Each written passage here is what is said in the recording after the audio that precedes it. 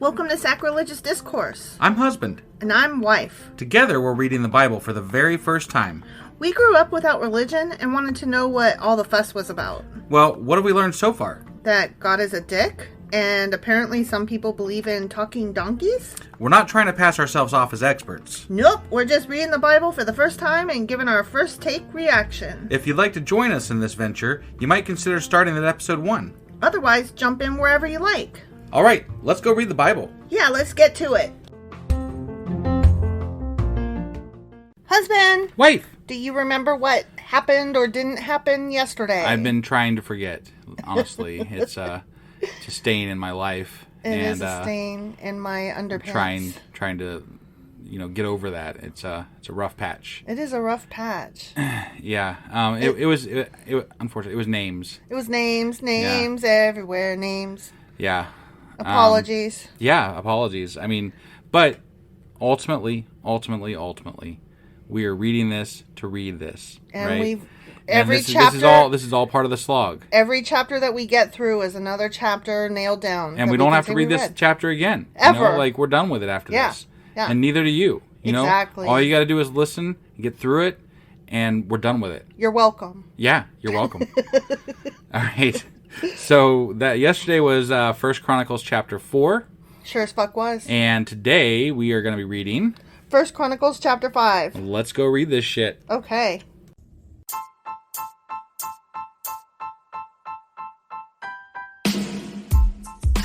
Hey, wife. Yes, husband. Did you know that we are now on Patreon? Yes, because you told me, but also, no, tell me more. So we're on Patreon now. Are we? We are. And our supporters can go there and support us, and we have multiple levels all the way up to You Killed God. That sounds really drastic and escalated quickly-ish. Well, no, there's multiple levels before there. So it escalates on a sliding scale of, cheap to not cheap. Oh. But, we can definitely use any amount. So, any support is always appreciated. So what exactly is Patreon? It's a place where you can show your support for our podcast. And just our podcast? Any podcast or any performer. But, we're the ones that, you're listening to right now. So maybe you should, support us. That'd be awesome. That would be awesome. But we love you anyway. So all you got to do is go to Patreon, look up Sacrilegious Discourse. It's actually patreon.com/sacrilegious discourse is our actual main page there. So head on over and send us some love. Yeah. Okay, 1 Chronicles chapter crapper 5. How's that again? I was trying to get words out and they didn't come out. No, they were stuck in your mouth. I mean, it started with Chronicles. Yeah, and it just got devolved from there. And I couldn't recover from Chronicles. Yeah, no. And I was still thinking of Chronicles when I was. There's really no recovering from Chronicles. No. I don't know. Shall we try that again? I mean, sometimes I just fuck up, Right, no, it's true. Okay, 1 Chronicles chapter 5. There we go. That sounds better. All right. There it is. My bad. Sorry, guys. Okay, more names. Ready? I'm ready. The oldest son of Israel was the Reuben sandwich. Reuben. I like a good Reuben sandwich, although I don't like rye bread. I was going to say, I don't like rye bread either. I hate rye bread. Although my mom has this great marbled rye that she gets, and it's actually not half bad. What brand is it? I think it's Pepperidge Farm or something like that. Pepperidge Farm. That sounds correct. Yeah. That tracks. It's not half bad. But I just don't want it. But that's the only one that I've ever really kind of maybe sort of not hated. Okay. So. Well, I don't like rye. Yeah, me either. So you can have it. So, yeah, Reuben. But since he dishonored his father by humping one of his father's concubines... His birthright was given to the sons of his brother Joseph. Yeah. Remember Manasseh? I do. Didn't Ephraim? Reuben? Was it Reuben that also walked in on his dad, naked or something? No, you're thinking of Noah. Oh, yeah, that's right, Noah. You're thinking of Noah and that was his Ham or kids. something. Or yeah, I don't remember. One of those guys. Yeah. For this reason, Reuben is not listed in the genealogical records as the firstborn son. Wow, not just were you not you were first, but then you just got how do you? But he was. So how do you not? But he lost the rights as of the firstborn son. Right, but that son. doesn't make history change. But we talked about this. He lost the birthright. So this is more of like a legal record as opposed to a historical record. Yes. Okay. Yeah, he didn't lose genealogy. Like, he didn't lose DNA, obviously. Right. But he lost the birthright, the being recognized as such. Got it. The descendants of Judah became the most powerful tribe and provided a ruler for the nation. But the birthright belonged to Joseph. Actually, it belonged to his sons, not Joseph. Right, yeah. I mean, specifically because his sons were named. Right. They are what made tribes number 11 and 12. Right. So, yeah. It wasn't Joseph. Right. The sons of Reuben, the oldest son of Israel, were Hanok, Palu, Hezron, and Carmi. The descendants of Joel were Shemaiah, Gog, Shimei, Micah, Reiah, Baal, and Bera. Baal, really? Yep. Let us not forget that means just Lord. Yeah, Lord. No, yep. I know. But it's still interesting insofar as we're reading a Bible that's telling us Baal is bad, but then there's Baal as Lord. So because translation matters, and these fucks didn't stick with translating on, and so people today don't know what the hell they're talking about. I don't think they really knew what they were talking about so much back then either. No. What I mean to say is that people that are like, oh, Baal, and they're like, bad God, ugh. Right. And I'm like, actually... There was a lot more nuance to it than that, Yeah. Actually, you don't really know what the fuck you're talking about there. Right. But that's because, okay. Honestly, Israelites probably did worship Baal. Not probably, they fucking did. While worshiping Yahweh. Yeah. Like, I mean, it was something that happened in conjunction, not just standalone, but... And the word referred more to the idols that they carried than to this other God thing. Right. And one might compare that to almost Catholicism or something today, where you have, like, the saints and everything, you know? Exactly. I mean, that could be very similar to what they thought back then. Right. Where there's just all these different intermediaries. Right. I always thought that was weird, how you...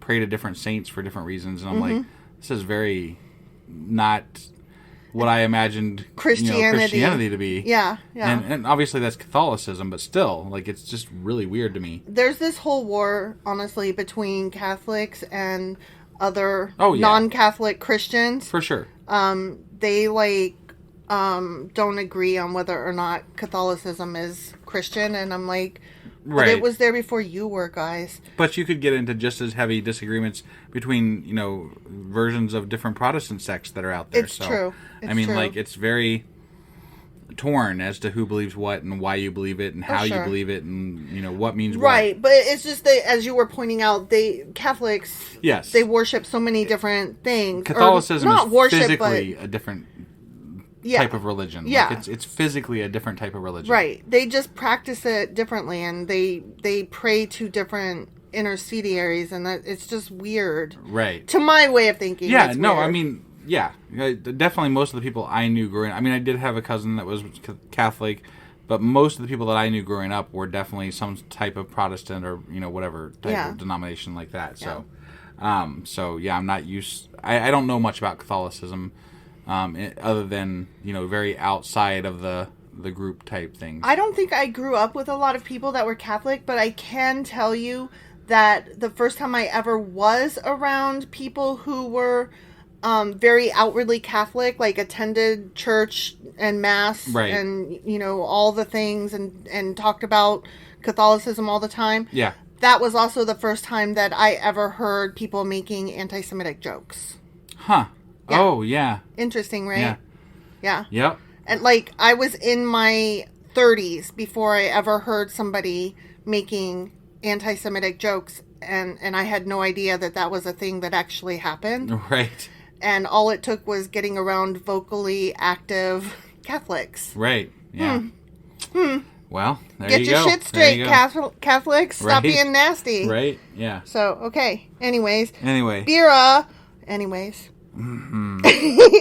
Bera was the leader of the Rubinites when they were taken into captivity by King Tiglath-Pileser of Assyria. I remember that name. I do remember that name as well. Bera's relatives are listed in their genealogical records by their clans. Jael, the leader, Zechariah, and Bela, son of Azaz, son of Shema, son of Joel. The Rubinites lived in the area that stretches from Aroer to Nebo and Baal-Meon. And since they had so many livestock in the land of Gilead, they spread east toward the edge of the desert that stretches to the Euphrates River. Okay. During the reign of Saul, the Reubenites defeated the Hagrites in battle. Hagrid! Then they moved into the Hagrite settlements all along the eastern edge of Gilead. We're about to move into a new section of this chapter, and I just thought I would throw out that I find it awesome that the January 6th committee just voted to subpoena Trump. Right? Yeah. 9-0 That's really vote. fucking cool. Yeah. Now, let's just hope that actually results in something. It won't. I know. But it will be nice to see him plead the fifth or say some stupid bullshit on live TV. Yeah, I mean, if we can get him there in the first place. Yeah, that's true. I mean, we can't even get him to hand over all the fucking documents from Mar-a-Lago, so. Right. That is true, but I just find it interesting. I was going to go back to something about what we just read, and it's interesting to me how, as we're reading through this stuff, they've mentioned it a couple of times now. Like, there was those rich people in one of the last chapters where they killed people and took over the land because they were rich and needed more land. And then these people needed to have pastures for their sheep, and so they took over land and killed people for their fucking sheep. Yeah. Like, this isn't about God. This is about fucking livestock and power. And land. And land. It's always about land. Like, it don't tell me that this is some high and mighty bullshit when it's not, because it's not. It's about fucking land grabs and power. It's about having enough water to live, right? And so you create your wells, and then you dominate the land, and feed your animals to take care of your family on that land. Right. It starts with land. Gods are just convenient reasons to fight other people. That's all. Like, well, we can fight them because they don't believe what we believe. So there you go. Right. It could just as easily be, their cows are getting over here in my shit, so I'm going to go kill them. Right. That sounds petty. So, yes, let us instead say, I don't like the looks of their God. Yeah. No, it's differences are what cause strife. You know, I mean, that's you can take it to that level at any point in history, and that's definitely the case. Like, so, whatever. All right, next section. Next to the Reubenites, the descendants of Giad lived in the land of Bashan as far east as Salika. Joel was the leader in the land of Bashan, and Shepham was second in command, followed by Janai and Shaphat. Their relatives, the leaders of 7 other clans, were Michael, Meshulam, Sheba, Jorai, Jachan, Ziah, and Eber.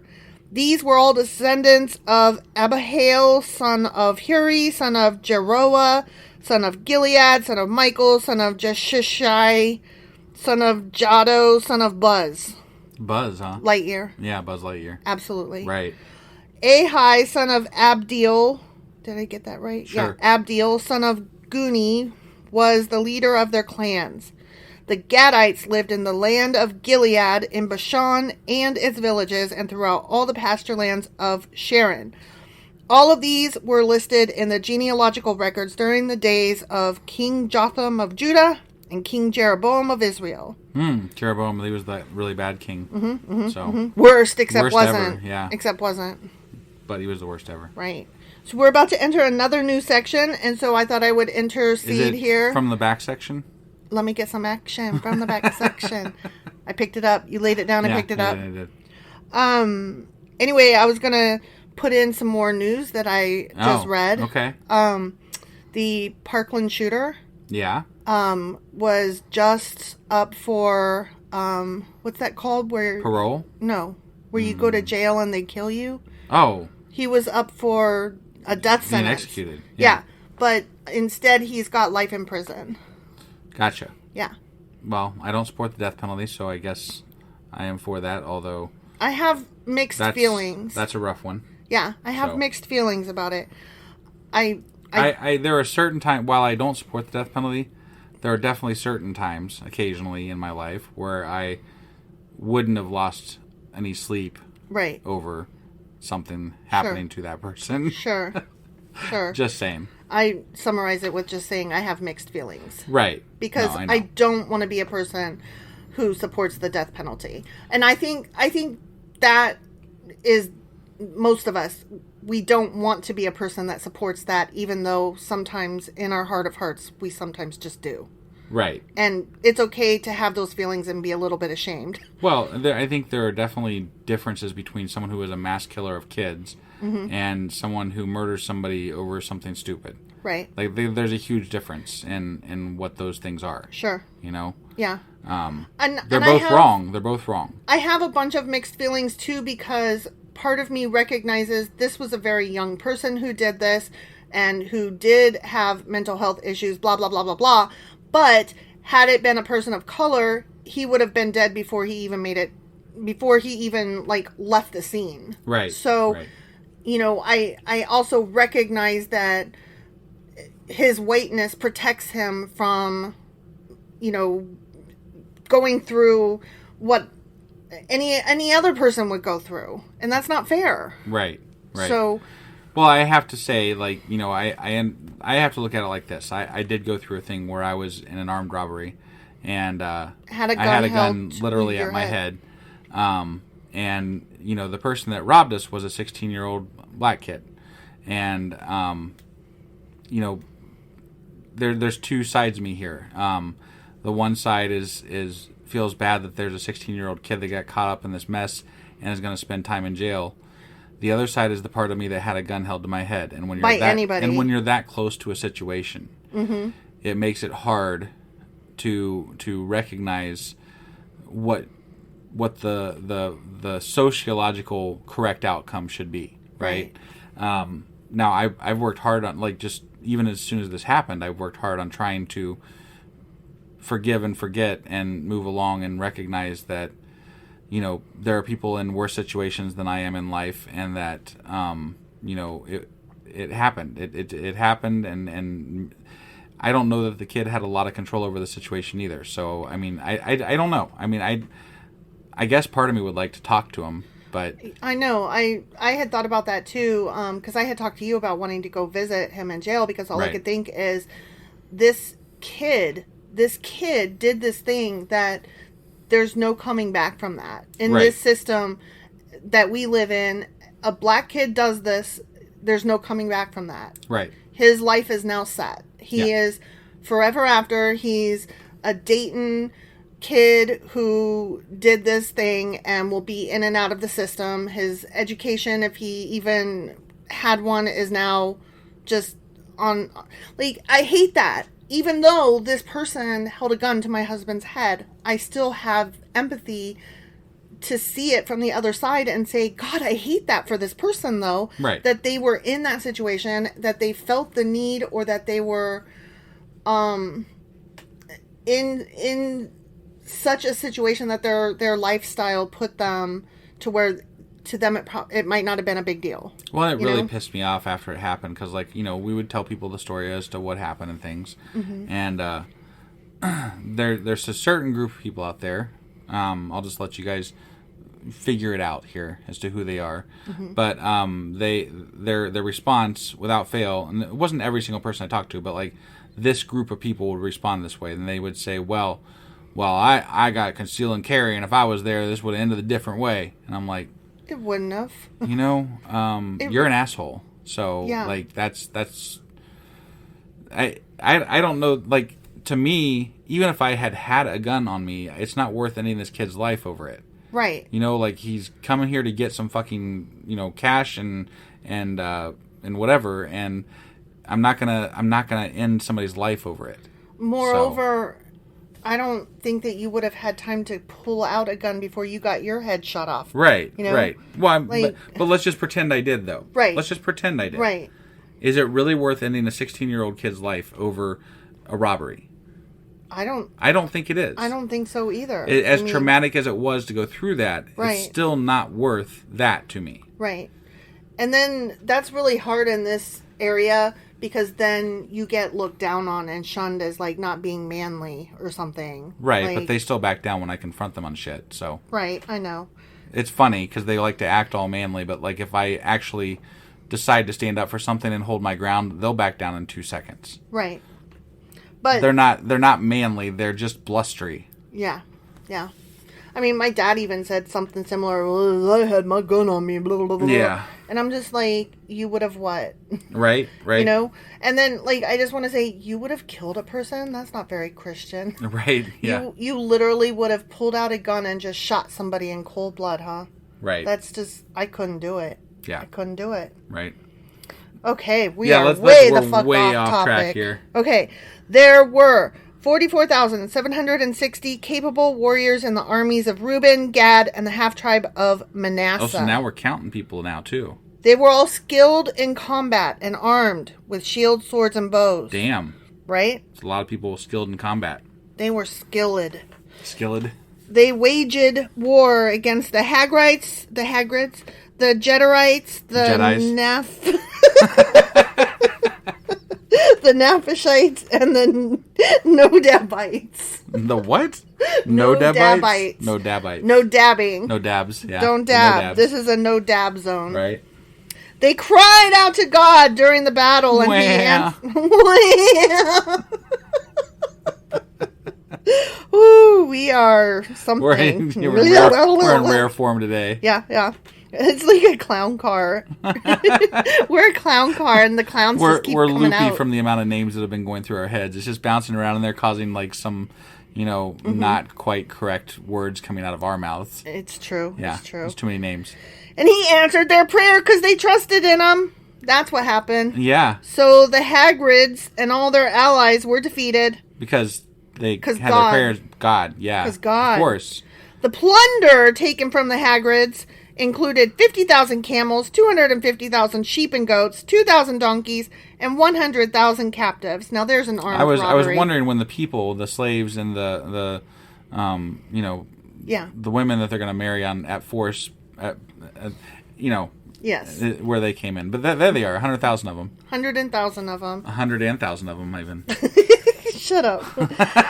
Many of the Hagrids were killed in the battle because God was fighting against them. That's why. Yeah. I wonder did he have like a shield? Did he have a sword? Was he down there fighting? Was he using Michael's spear? Did he fart on them? Like what was it? Like did he have the God fart? So it was it was like God napalm. Oh my God. The people of Reuben, Gad, and Manasseh lived in their land until they were taken into exile. The Babylonian one. Right, yeah. Yeah. They lived there till they fucking didn't. Right. When God decided he didn't like them anymore. Yeah. When they got swept. Yeah. The half-tribe of Manasseh was very large and spread through the land from Bashan to Baal Hermon. You don't call us a half-tribe. Shit, we're very large. From Bashan to Baal Hermon, Senir, and Mount Hermon. Mount Hermon being Mount Sinai. Okay. The one where Moses went up and down. Yeah, right. With his sneakers. Yeah, the what do we call them at the time? They were the ones that what's his face did? The devil sneakers the devil sneakers. They were the ones that what's his name? The guy Lil Nas X. Lil Nas X, that's right. Yeah. That he put some blood. Like blood in the fucking shoes or something. Yeah. Yeah, you should definitely look up like Devil Sneakers by Lil Nas X. Okay, listen to me. I love that dude's videos. They are so artistically on point. It's not even, generally speaking, my style of music, but his songs are catchy and his videos are just pure art. Right. I love Lil Nas X. Yeah. There you have it. They're pretty cool. Yep. These were the leaders of their clans: Epher, Ishi, Eliel, Azrael, Jeremiah, Hodaviah, and Jediel. Okay? I love that name, Ishi. Ishi. I mean, it's just, yeah, I know, right? It feels like it needs to be said a couple of times in a row, like Ishi. These men had a great reputation as mighty warriors and leaders of their clans. Okay. But these tribes were unfaithful to the God of their ancestors. Womp Always womp. happens back then. They worshipped the gods of the nations that God had destroyed. Son of a bitch. And why did God help them in the first place? Right? Why'd he bother? Right? So the God of Israel caused King Pul of Assyria, also known as Tiglath-Pileser Oh. to invade the land and take away the people of Reuben, Gad, and the half-tribe of Manasseh as captives. They did something bad, but then he went and got somebody that was worse to go invade the people that did something bad. That's what he did. And that's how we solve problems, you know? Like, we make the worst person come in and solve the problem for us to kill the sort of bad people and then take them away. And then that's how we solve problems of good versus evil. We have somebody that's more evil. If there was a problem, he solved it. Whenever I have a problem of good versus evil, I go get the more evil person because they're so much better at fixing it. Yeah. Like, they'll just kill everybody. You don't got to worry about it. Exactly. You know?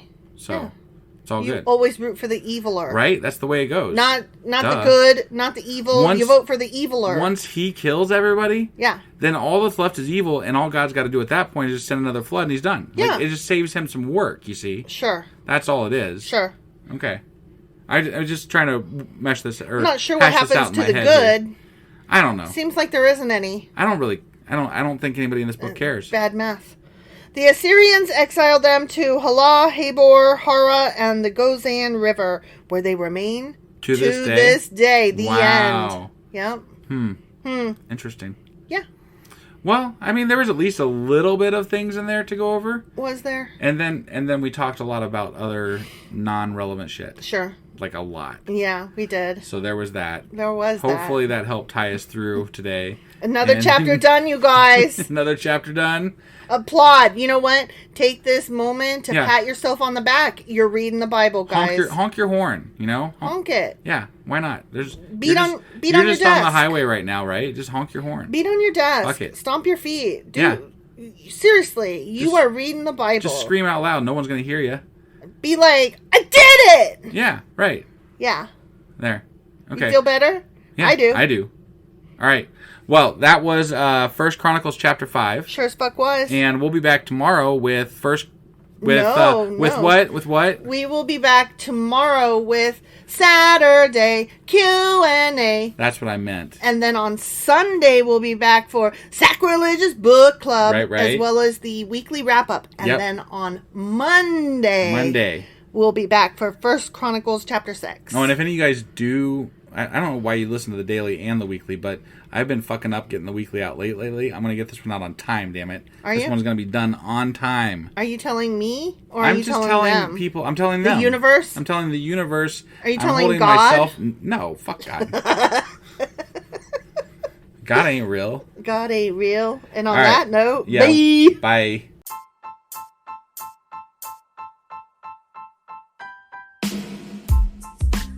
Hey, wife. I guess that's the end? But husband, that's just sad. It doesn't have to be. We are on lots of social media platforms like Twitter. Our handle there is sacrilegious_D. For D's nuts. Oh my God. Stop doing that. Anyway, we're also on Facebook, Instagram, and Pinterest. There's a link to all of our social media sites at our website. Ooh, we have a website? Yeah, it's sacrilegiousdiscourse.com, where you can also find a link to our merch shop. We have a merch shop? Yep. We have podcast-themed clothing, mugs, notebooks, and more, as well as an atheist and science-themed products. Wow, our fans should really go check that out right now. Definitely. They can get in touch with us by sending an email to sacrilegiousdiscourse@gmail.com. But before they do that, we could really use some help. Oh yeah? With what?